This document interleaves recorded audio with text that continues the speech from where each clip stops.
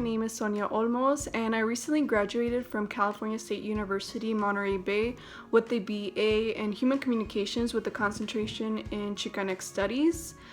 So, during my last 2 years at CSUMB, I applied to be part of the Undergraduate Research Opportunities Center Scholars Program and McNair Scholars Program, which I got accepted to, and I'm very fortunate to have gotten into those programs.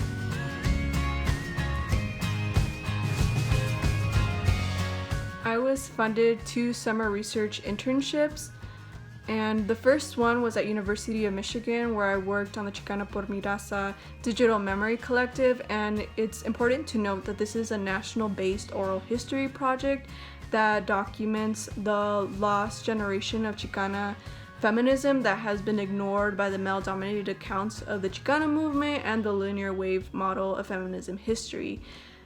UROC and the McNair Scholars Program funded my housing and a stipend, and because of that I was able to be focused on my research. And during this time I actually got to meet 2 former Chicana activists during the Chicano movement and the second wave feminism movement, and their names are Dr. Andrea Teresa Arenas and Luisa Gomez.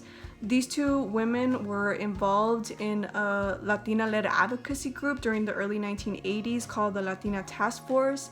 And just from this first summer research opportunity, I was very intrigued about their history and wanted to continue on working on my discovery of the Latina Task Force, which is why I was funded again to complete my second summer research internship at University of Wisconsin-Madison, where I got to work on the Somos Latinas collection, which is a Wisconsin-based oral history project.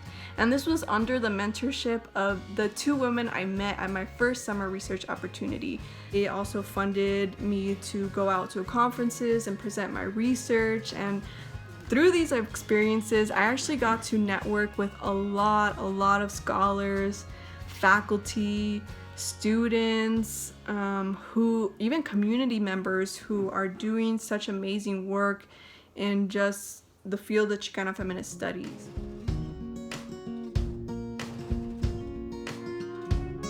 You know, being an undergraduate, my concentration is in Chicana studies. Being at CSUMB, a lot of my Chicana study courses completely ignored the involvement of Chicanas and Latinas during that time. Usually we only think, like, what comes to our mind now is like Dolores Huerta, who was an organizer for the UFW, United Farm Workers Movement. But it wasn't just her who was involved. There were more women who were actually involved in the Chicano movement and the second wave feminism.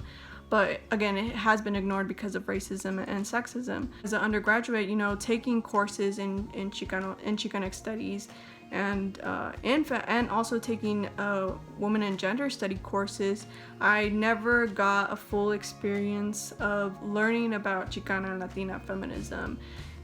These 2 were very well ignored in my classrooms, and I don't blame professors in any way for this. For not including their history, but it's just there isn't much history done on them because there isn't that many researchers doing research on Chicanas or about Chicanas.